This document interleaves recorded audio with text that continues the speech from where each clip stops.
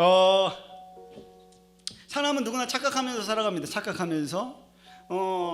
제가 착각이라는 예화를 들고 싶어가지고 내가 착각하고 있는 게 뭔가 굉장히 고민했는데 생각보다 잘 안 떠올랐는데 검색을 해봤습니다. 그래서 착각에 대한 예화가 뭐가 있을까 했더니 이런 이야기들이 나왔어요. 들어보세요.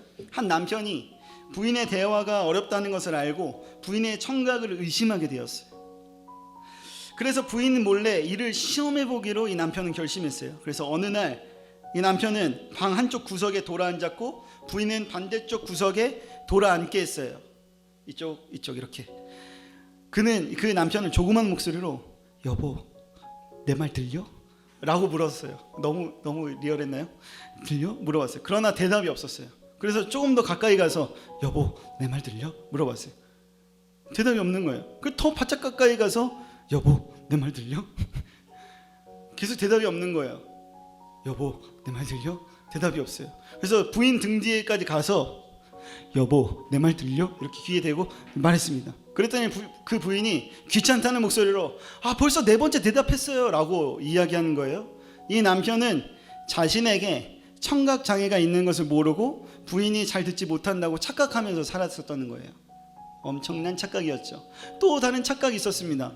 어느 시골에 나이가 꽉 찬 어떤 노처녀가 살고 있었어요. 어느 날 웃깁니까? 노처녀가 살고 있었습니다. 네, 노처녀가 살고 있었어요. 그런데 어느 날 그 처녀는요 시장을 보기 위해서 길을 나섰어요. 인적이 드문 길을 가고 있어요. 어두컴컴한 길에 인적이 드문 길. 여러분들 영화에 나올 법한 그런 길 있잖아요. 근데 뒤에서 인신매매범 같이 생긴 우락부락한 그런 남자가 우락부락하게 생긴 남자가 막 쫓아오는 거예요. 이 처녀가 무서운 생각이 들어서 막 발을 재촉하면서 빨리빨리 가기 시작했어요. 그런데 갑자기 뒤에서 그 남자가 뭐라고 외치냐면 같이 가 처녀라고 외치면서 막 따라오는 거예요. 그래서 처녀가 너무 무서워가지고 그 자리에 쓰러져서 기절했어요. 그래서 조금 뒤에 정신을 다시 차리고 보니까 그 남자가 물끄러미 이렇게 쳐다보고 있는 거예요. 쳐다보고 있는 거죠. 쳐다보고 있는 거예요. 그래서 처녀가 깨어나자마자 그 남자는 이 말을 하면서 처녀 앞으로 그냥 지나쳤어요. 그 말은 뭐였냐면 갈치가 1,000원, 갈치가 1,000원, 갈치가 1,000원.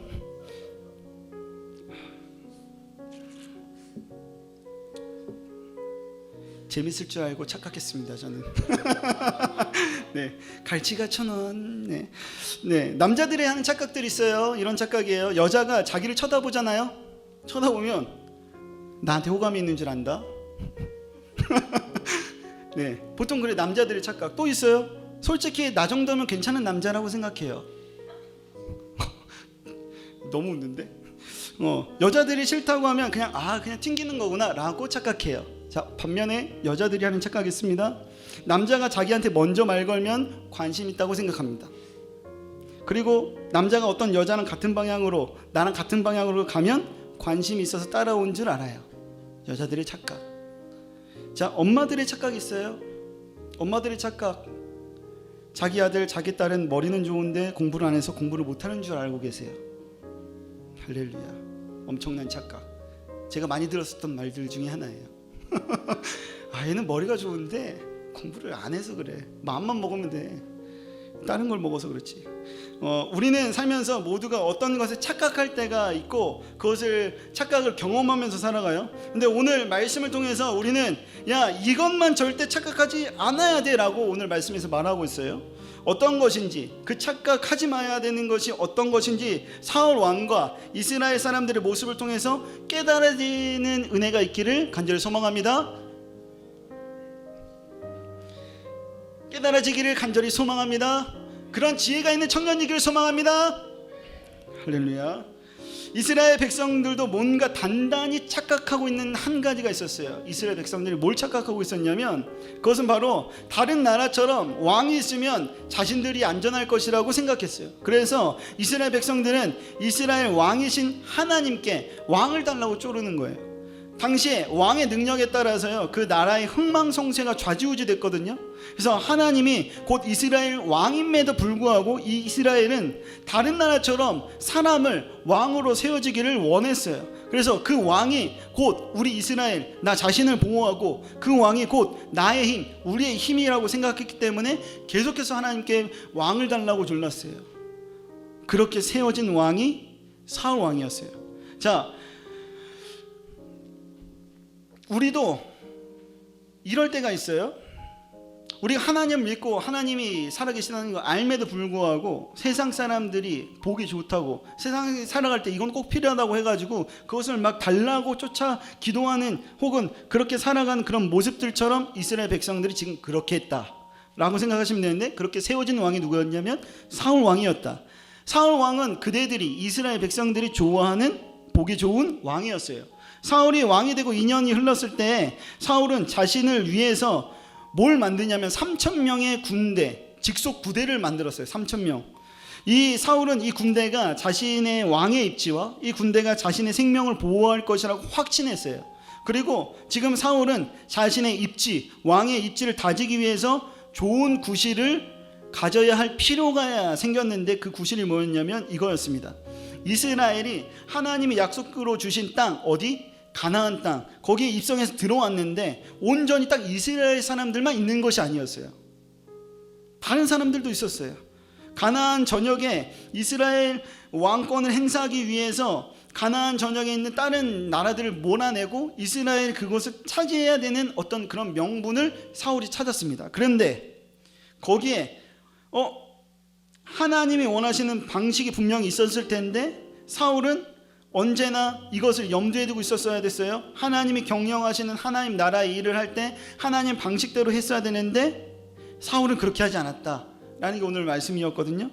자, 사울은 어떻게 왕의 자리를 지키기 위해서 명분이 필요했고 블레셋이 그 가운데 숨어 있었고, 그것을 내쫓기 위해서 사울은 명분 삼아서 얘네들 쳐야겠다라고 했었습니다. 그래서 직속 부대인 3,000명 중에 1,000명은 자신의 아들 요나단과 함께 블레셋 수비대가 있는 개발하는 곳을 보내요. 1,000명 보내고 2,000명은 자기와 함께 1,000명 보냈어요. 보내서 블레셋 수비대, 걔네들 가나안 땅에 있는 애들 내쫓아라고 해가지고 내쫓았습니다. 사울은 블레셋과의 전쟁을 대비하고자 이스라엘 백성들 모집하기 시작했어요. 결국 블레셋 수비대들은, 군대는 몰살당해서 다 죽고 졌어요. 그리고 지금 사울은 블레셋과의 전쟁을 대비하고자 백성들을 모으기 시작했고, 승기의 자신감을 가지고 있었던 이 이스라엘 백성들은 모이기 시작했습니다. 우리 되겠구나. 모이기 시작했는데, 이 소식을 들은 블레셋이라는 나라 사람들은 가만히 있을 리가 없죠. 혹시 초등학교 때 저는 그런 적이 있었는데, 길 가다가 목줄을 안 하고 있었던 개가 이렇게 있었어요. 조그만 개, 한 요만한 개. 거기 가서 워! 이렇게 해본 적 있으신가요? 워! 전 해봤습니다. 초등학교 때. 워! 했더니 그 개가 깜짝 놀랐는데 갑자기 저에게 막 달려드는 거예요. 그럼 저는 연락에 뛰었죠. 자동차 본네트 위에까지 올라왔습니다. 개가 진짜 개 같았어요. 너무 엄청났어요. 놀라가지고. 그것처럼 지금 블레셋이 딱 그 개였어요. 수비대를 쳐가지고 뭐야, 건드려? 그러니까 막 달려드는, 어떻게 달려들었냐면 그 본진의 블레셋 군대의 본진이 움직이기 시작했는데, 그 본진이 어느 정도였냐면 말 병거만 3만이 됐고, 그 다음에 마병, 말 타고 싸우는 그 군인이 6,000명이 됐고, 나머지는 그냥 모래와 같이 엄청난 사람들이 모여서 이스라엘 복수를 하려고, 전쟁을 치르려고 준비하고 있었어요. 엄청난 수의 블레셋 군대가 몰려오고 있다는 소식을 이스라엘 사람들이 들었겠죠. 숫자가 장난 아니야, 들었겠죠. 그리고 이 전쟁에서 질 것이라는 것을 직감해서 사람들이 여기저기 숨기 시작합니다. 그리고 심지어 요단강이 안쪽에가 이스라엘이거든요. 요단강 바깥이 다른 나라, 요단강을 건너서 다른 나라에게까지 도망간 사람들이 엄청났어요. 이에 사울이 자신을 지키려고 했었던 직속 부대들도 이제 얼마 남지 않은 상태, 모두 다 도망간 상태였어요.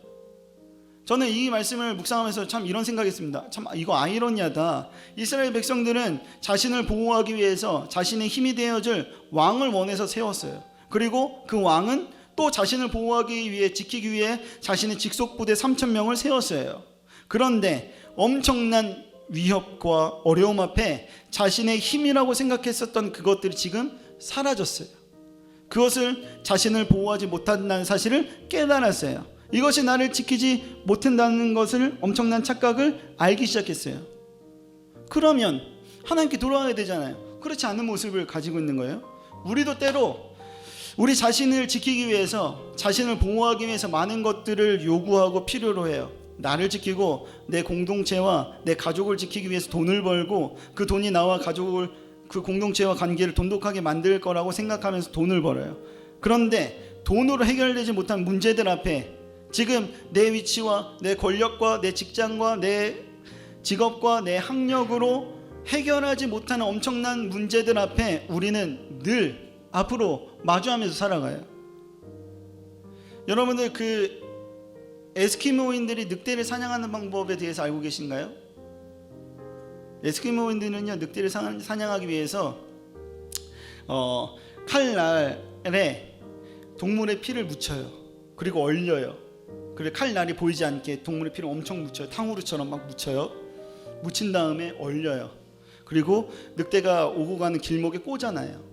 그러면 늑대들이 피 냄새를 맡고 와가지고 그 창에 묻어있는 피를 계속 핥습니다. 핥으니까 피가 녹겠죠. 녹고 녹아서 자신의 혓바닥도 이 칼날에 계속 찢기는 것인데도 모르고 계속해서 핥아요. 그러다가 피가 자기 피인지도 모르고 계속 먹다가 죽게 되어져요. 그리고 에스키모인들은 그 늑대를 그냥 들고 와요. 바보 같죠. 아무것도 깨닫지도 못하고 나는 잘하고 있다라는 착각 속에 그 늑대는 죽어가요. 우리도 비슷해요.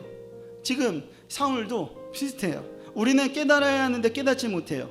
이것들이 나의 인생과 생명, 내 사랑하는 이들과 공동체를 지키지 못한다는 사실을 깨닫지 못해요. 그리고는 계속해서 멍청하게, 그리고 아주 순수하게 바보같이 다른 것으로 자신을 또 지키려고 노력해요. 원래 이스라엘 백성을 지키는 원래 이스라엘 백성을 보호할 이는 그의 주인 되신 하나님, 그의 왕 되신 하나님이었는데 그것을 모르는 것처럼 그렇게 살아가요. 사울은 지금 엄청난 일을 저질렀습니다. 지금 사울 왕의 상황에서는요, 이제 왕이 시작에 있어서 자신의 위엄과 자신의 능력을 드러내서 나의 입지를 굳혀야 할 그때에 블레셋을 처단하는 모습을 당당히 드러내고 싶어 했어요. 누구를 위해서? 내 왕됨을 위해서, 내 능력을 더 키우기 위해서, 내 입지를 위해서. 블레셋 몇만 명이 몰아쳐오고 지금 자신을 보호하던 군인들은 무서워서 다들 도망가는 상황에서 사울은 그럼에도 전쟁을 치러야 했어요. 전쟁에 임하기 전에 꼭 이거 했어야 됐거든요. 번제 제사를 드렸어야 했어요. 하나님 앞에 이 전쟁을 맡깁니다. 번제 설명했었죠. 태우는 거. 번제를 드려야 했어요. 하나님께 이 전쟁을 맡겨야 됐어요. 맡기면 이긴다는 사실을 사울을 알고 있었어요. 그리고 이 번제 제사를 드리려면 누가 필요했냐면 제사장이 필요했는데, 제사장 그 당시에 이름이 누구였냐면 사무엘이라는 제사장이 필요했습니다. 그런데 지금 그 장소에 사무엘이 없었어요. 그래서 사무엘이 오기를 기다렸는데 얼마나 기다렸냐면 7일이나 기다렸는데 사무엘이 오지 않는 상황이었어요. 시간이 흐를수록 어떤 일이 벌어졌냐면, 시간이 흐를수록 하루, 이틀, 3일, 4일, 7일 막 흐를수록 군인들은 무서워서 다 도망가지, 이스라엘 백성들은 두려움에 막 떨고 있지, 제사를 드리고 전쟁을 시작하면 분명히 하나님이 하실 건데 제사를 드려야 할 제사장 사무엘은 계속해서 오지 않는 상황이지. 자, 여러분들이 만약에 사울 왕이라면 어떤 감정과 어떤 상태였을까? 제정신이 아닐 거예요. 조급함과 두려움이 엄습해 있는 상황에서, 자기의 무력함 때문에 자기 스스로 무너져가고 있는 상황에서 7일이라는 시간도 겨우겨우 버텨내지 않았을까라는 생각이 들기 시작했습니다. 지금 여러분의 인생에 여러분을 조급하게 만들고 두렵게 만드는 상황이 벌어졌다고 상상해 봅시다. 이거 하나만 해결되면, 지금 당장 눈에 보이는 문제가 하나 해결되면 그 다음은 분명히 잘 풀릴 것 같은 그런 기분이 들 때가 분명히 있을 거예요. 앞으로 살면서 분명히 그런 상황이 또 올 거예요. 그럴 때 여러분들은 어떻게 하겠는가? 당연히 눈에 보이는 이거 해결하기 위해서 노력하겠죠. 사울이 딱 그런 상황이었어요. 제사를 드리면 전쟁이 시작될 수 있고 분명 하나님이 일하실 것임을 사울은 믿고 있었어요. 그런 때에 제사장이 없으니까 조급함과 두려움 속에서 더 이상 기다리지 못하고 사울은 수단과 방법을 가리지 않고 자신이 사무엘 대신 번제, 제사를 드렸어요. 이것 하나로 사울의 왕의 인생이 어떻게 됐냐면, 오늘 본문 말씀 14절 한번 이렇게 볼까요? 14절 한 번만 띄워주세요. 14절에 그거 하나 때문에 그렇게 드려가지고 사울이 이렇게 됐습니다. 14절에 네, 제가 읽을게요. 눈으로 따라하세요. 지금은 왕의 나라가 길지 못할 것이라 여호와께서 왕에게 명령하신 바를 왕이 지키지 아니하였으므로 여호와께서 그의 마음에 맞는 사람을 구하여 여호와께서 그를 그의 백성의 지도자로 삼으셨느니라 하고, 이 말은 뭐였냐면 그냥 사울 넌 끝났다 요거예요. 그냥 사울은 끝났어요. 하나님의 일하심과 하나님의 선한 계획보다 앞선 사울의 조급함과 두려움으로 하여금 왕의 자리는 끝났어요. 사울만 끝난 게 아니라 사울 왕의 계보도 사울의 자식들에게 이어지지 않아요. 사울의 자식들은 어떻게 됐냐면 블레셋 전쟁에서 다 죽습니다. 그래서 살아난 아들 이스보셋도 왕이 되긴 하였으나 자객에 의해서 살해돼요. 그리고 나서 결국 누가 그 다음 왕이 됐냐면 여러분들이 잘 알고 있는 다윗이 그 다음 왕의 계보를 잇게 돼요. 사울의 계보가 아니라 전혀 다른 사람이 다윗이 왕이 되는 거예요. 다윗은 어떤 사람인가? 다윗은 이 표현 하나로 설명될 수 있는 사람이에요. 하나님 마음에 합한 자. 그래서 오늘 14절 말씀이 하나님이 사울 대신 어떤 사람을 왕으로 구할 것이라고 말하고 있는가요? 밑에서 세 번째 줄, 여호와께서 그의 마음에 맞는 사람을 구하여. 그래서 다윗을 구했어요. 다윗, 하나님의 마음에 합한 사람이 하나님이 왕의 자리에 세워주셨어요. 결국 사울은요, 자신이 그 왕의 자리를 지키기 위해서 자신만의 군대 3,000을 세웠지만 그들은 이 블레셋이라는 위험에 모두 흩어졌어요. 그럼에도 불구하고 수단과 방법을 가리지 않고 블레셋과의 전쟁을 치루어서 자신의 왕의 자리를 견고하려고 했으나 더 이상 자신의 자리, 더 이상 왕의 자리를 스스로 지키지 못했어요. 사울은 몰랐어요. 뭘 몰랐냐면 왕을 세운 분이 곧 왕이신 하나님이라는 사실을 몰랐어요. 그리고 그 왕의 자리는 왕을 세운 왕 대신 하나님이 지킨다는 사실을 깨닫지 못했어요. 욥기 1장 21절에 이렇게 나옵니다. 들어보세요. 욥에게 있는 모든 것들을 하나님이 막 그 사단이 다 가로채고 다 없앴어요. 뭐 건강도 없애고 가지고 없앴을 때 욥이 이렇게 고백합니다. 내가 모태에서 알몸으로 나왔은즉 또한 알몸이 그리로 돌아갈지라 주신 이도 여호와시오 거두시는 이도 여호와시니 여호와의 이름이 찬송을 받으실지니라 하고, 주는 이도 하나님, 가져가실 이도 하나님. 이 사실을 사울은 몰랐어요.